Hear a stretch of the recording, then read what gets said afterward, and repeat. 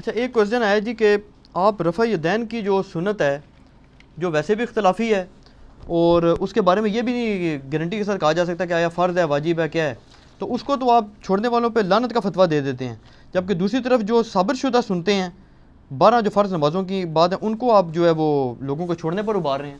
پہلی بات تو یہ کہ ہم نے تو کسی پہ فتویٰ نہیں لگایا کہ وہ لعنتی ہو جائے، ہم نے ہمیشہ یہ کہا کہ آپ اپنے اوپر خود فتویٰ لگائیں۔ اس لیے پہلی بات ہے کہ رفع الیدین کی سنت کو سارے مانتے ہیں شاہ جی، آپ نے کب سنا ہے کہ کوئی نہیں مانتا؟ نہیں، کچھ کہتے ہیں منسوخ ہے، کچھ کہتے ہیں جی یہ مستحب ہے، چلو کر لیا۔ سارے کرتے ہیں، انفی رفع الیدین نہیں کرتے؟ نماز شروع کیسے کرتے ہیں؟ نماز کے شروع میں کرتے ہیں تو بس رفع الیدین کے تو سارے مانتے ہیں۔ ہاں جی آلو یہ اب جملے بدل لیں کہ رفع الیدین کو کوئی نہیں مانتا، رفع الیدین کو سارے مانتے ہیں، انفی رفع الیدین سے نہیں نماز شروع کرتے۔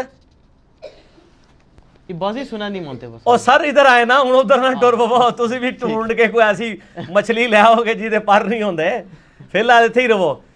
انفی ہے نا اس وقت سب سے بڑے ٹھیکیدار رفع الیدین کی دشمنی پہ، تو رفع الیدین کو تو انفی مانتے ہیں، وہ تو نماز رفع الیدین سے ہی شروع کرتے ہیں۔ آپ کہہ رہے ہیں نہیں مانتے، یہ نہ کہا کریں، آپ کہا کریں اپنی مرضی والا مانتے ہیں، دوسروں کی مرضی والا نہیں مانتے۔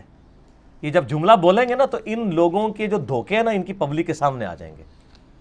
یہ نہ کہ رفع الیدین کو نہیں مانتے، عید کے اوپر کتنے رفع الیدین کرتے ہیں انفی؟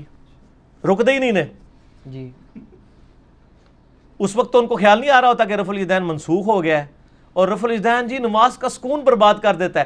تسی جیڑی نماز سال بعد پڑھنی ہوندی ہے وہ بھی بے سکونی نال پڑھ دے ہو، اور وتر روزانہ رفع الیدین نہیں کرتے تیسری رکعت میں؟ کرتے کیوں کرتے ہیں؟ تو یہ آج نیا جملہ لے جائیں کہ رفع الیدین پہ اجماع ہے، رفع الیدین کو سارے مانتے ہیں، ہاں کچھ اپنے مرضی والے رفع الیدین مانتے ہیں، دوسروں کے مرضی والے نہیں مانتے۔ ہم الحمدللہ سارے رفع الیدین مانتے ہیں جو احادیث میں آئے ہیں۔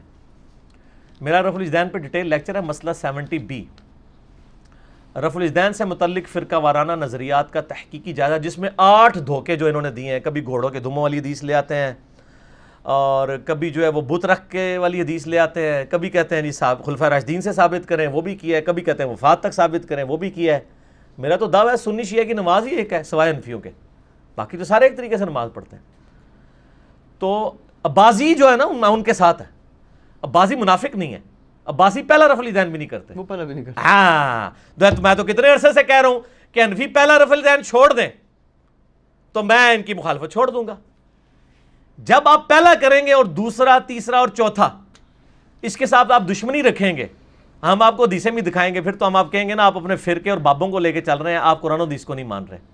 اب بازیوں نے انکار کیا ہے نا تو پھر واقعی انکار کیا ہے، وہ تو ڈائریکٹ وہ ہاتھ بھی نہیں باندھتے، جی وہ آتے ہیں، ارسال الیدین کہہ کے ڈائریکٹ اللہ اکبر کہہ کے نماز شروع کرتے ہیں، ہاتھ بھی نہیں اٹھاتے۔ تو سر یہ تو بڑی ٹھیک بات ہے نا کہ انہوں نے پہلا بھی چھوڑ دیا، وہ اللہ کو کم از کم کہہ سکتے ہیں کہ اللہ ہم رفع الیدین کو نہیں مانتے تھے اس لیے ہم نے نہیں کیا۔ جو یہ اپنے مرضی کا مان رہے ہیں دوسرے والا نہیں مان رہے نا، یہ پکڑے جائیں گے۔ تو میرا تو ایک کلپ ہے رفع الیدین سے فرار کے بہانے، وہ آپ کے ساتھ ہی ریکارڈڈ ہے، ہزاروں لوگ دیکھ چکے ہیں، ان کے بہانے ہیں، کبھی کوئی بہانہ ڈالتے ہیں کبھی کوئی بہانہ ڈالتے ہیں۔ تو ہم یہ کہتے ہیں، جب یہ ہمیں کہتے ہیں نا کہ سنت یہ چھوڑ دیں، تو پھر ہم وہ ترمذی والی روایت جو ان کو بتاتے ہیں نا 2154 ترمذی میں اور مشکات میں بھی موجود ہے کہ 6 لوگوں پہ اللہ کی لعنت ہے، اس میں سے ایک وہ ہے جو میرے اہل بیت کے ساتھ یعنی ان کو ذلیل کرے، ان کے اوپر ظلم کرے، ان کو حقیر جانے، اور جو میری سنت کو جان بوجھ کے چھوڑے۔ تو پھر ہم ان کو ان کی زبان میں بات کرتے ہیں، کیونکہ یہ ہمیں چھوٹی چھوٹی سنتیں بتا رہے ہوتے ہیں، کبھی مسواک لگا لیتے ہیں، کبھی پیلی جوتی پہن لیتے ہیں، کبھی پگڑی، اور پتہ نہیں کیا کچھ چھوٹی چھوٹی چیزیں انہوں نے بنائی ہوتی ہیں، خوشبو لگاتے ہیں، ان ساری سنتوں کو لے کے چل رہے ہوتے ہیں، اور رفع الیدین کی سنت باری آتی ہے تو کہتے ہیں سنت ہی ہے، ایک ہی 2 نمبری ہے، تو ہم ان کو یہ سناتے ہیں۔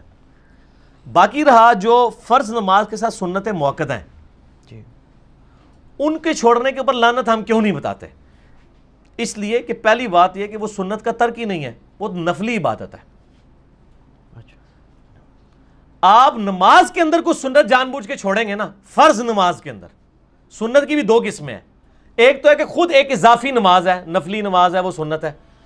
مجھے بتائیں فجر کے 2 فرض پڑھنا سنت ہے؟ فرض ہے، نہیں، سنت بھی تو ہے نا نبی اسلام کی، جی بالکل، اور فجر سے پہلے جو 2 رکعتیں نفل ہیں، سنت موقدہ جسے ہم کہتے ہیں، وہ بھی سنتیں ہیں۔ بالکل سنت۔ تو سنت تو فرض پڑھنا بھی ہے، سنت تو نفل پڑھنا بھی ہے، یہ سنت کی ٹرم تو محدثین کی ہے، میرا چیلنج ہے، دنیا کی کسی حدیث کی کتاب میں یہ سنت موقدہ کا لفظ ہی موجود نہیں ہے.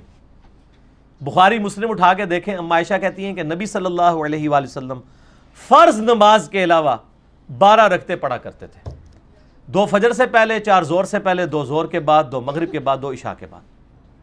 اور اس کو کہا یہ ساری 12 نفلی عبادت کیا کرتے. نفل عربی میں کہتے ہیں اضافی کو. سنت موقدہ تو فقہا نے ٹرم ڈیوائز کی ہے کہ جو نوافل آپ نے ہمیشہ پڑھے وہ موقدہ ہیں، جو کبھی پڑھے چھوڑ دیے وہ غیر موقدہ ہیں. اس طرح انہوں نے تفریق کی ہے.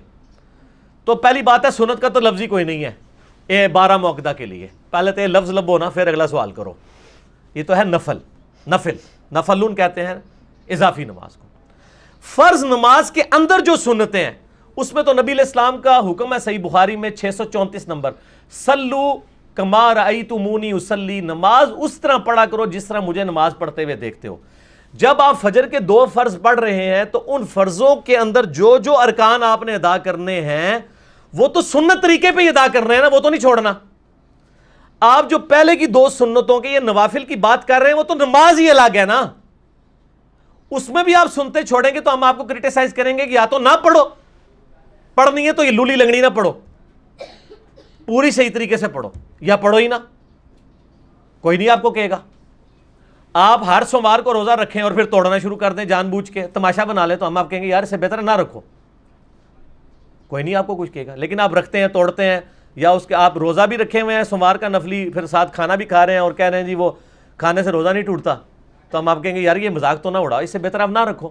ہم بھی یہ کہتے ہیں کہ جو فرض نماز کے اندر سنتیں ہیں، جو فرض نماز کا طریقہ ہے اس کو تو نہ بدلیں. جو الگ سے ایک الگ نماز ہے نفلی نماز، اس کو اگر آپ نہیں پڑھتے تو آپ کے اوپر کوئی لعنت والا معاملہ نہیں. اس کو نبی علیہ السلام نے خود مشروع نہیں کیا.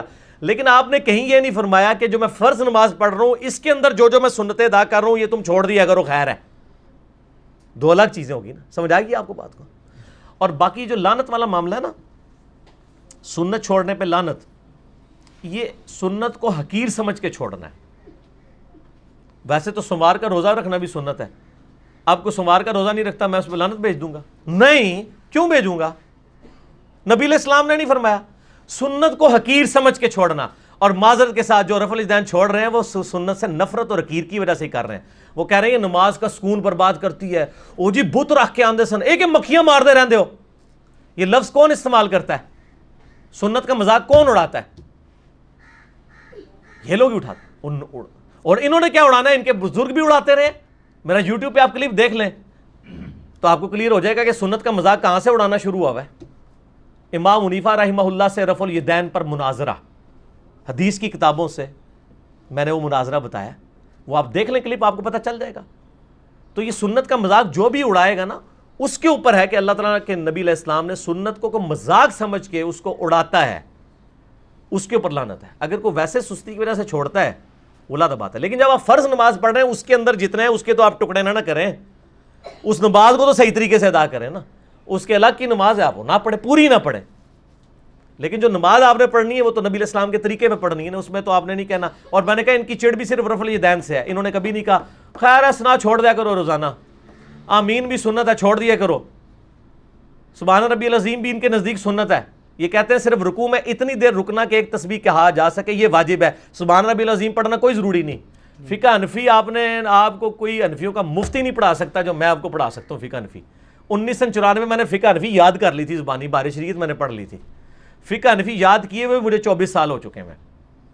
فقہ حنفی کا مسئلہ ہے کہ رکوع اور سجدے کی تسبیحات صرف سنت ہے. اتنی دیر رکوع اور سجدے میں رہنا واجب ہے. اگر کوئی خاموشی میں بھی رہے تو اس کی نماز ہو جائے گی. تو سر سبحان ربی العظیم، سبحان ربی الاعلیٰ یہ سب کچھ چھڑوائیں. آپ کو چڑ صرف رفع الیدین کے ساتھ ہے. تو پھر بھائی نہ میں وابی تے نہ میں بابی، نہ اسی بابیاں تے مننے والے تے نہ سو کارڈ جو تسی ہر گل تے وابی دا فتوی لگاندے ہو نہ اسی ہو. ٹھیک ہو گیا علی بھائی سردے کے رفع الیدین کو آپ بھی منسوخ مانتے ہیں نہیں مانتے؟ نہیں میں تو قائل ہوں، میں نے تو اپنے پمفلٹ میں لکھا ہے. میں کہتا ہوں یہ کر لیں تب بھی ٹھیک ہے، نہ کریں تب بھی ٹھیک ہے، دونوں ثابت ہیں. جس طرح وطر کے کئی طریقے ثابت ہیں. دیکھیں ہمیں ٹالرنس ہے. میں کہتا ہوں ہاتھ باندھنا بھی سنت ہے، چھوڑنا بھی سنت ہے. لیکن رفع الیدین کے مسئلے میں اڑا ہوں کیونکہ یہ تو ہمارا دعویٰ ہے اور ہمارا نہیں. امام بخاری نے جز رفع الیدین میں دعویٰ کیا، شروع سے چلتا آ رہا ہے. کوئی لے کے آئے چیز، جہاں ٹالرنس ہے ہم ٹالرنس دیتے ہیں. میں تو اہل حدیث کی مسجد کی پہلی صف میں کھڑے ہو ہاتھ چھوڑ کے بھی نماز پڑھتا ہوں، مجھے تو کوئی ڈر نہیں ہے۔ اگر کچھ چیز ثابت ہونا، سجدوں میں نے رفع الیدین کئی دفعہ کیا، وہ کرنا بھی ثابت ہے، حضرت ابو ہریرہ سے جوز رفع الیدین میں موجود ہے، حضرت انس بن مالک سے کہ وہ سجدوں میں رفع الیدین کرتے تھے، 105 نمبر روایت ہے۔ تو ہم قائل ہیں، ٹھیک، نہ کرنے کے بھی قائل ہیں، نبی علیہ السلام نے کیا بھی ہے، نہیں بھی کیا، لیکن جو باقی 4 رفع الیدین ہے نا، اس پہ اتفاق ہے، نماز شروع کرتے وقت، رکوع میں جاتے وقت، رکوع سے اٹھتے وقت، اور تیسری رکعت کو سٹارٹ کرتے وقت، یہ 4 رفع الیدین جو ہے، ٹھیک ہوگا، ٹھیک، ہر رکعت میں رکوع میں جاتے وقت، رکوع سے اٹھتے وقت۔ ٹھیک ہے جی۔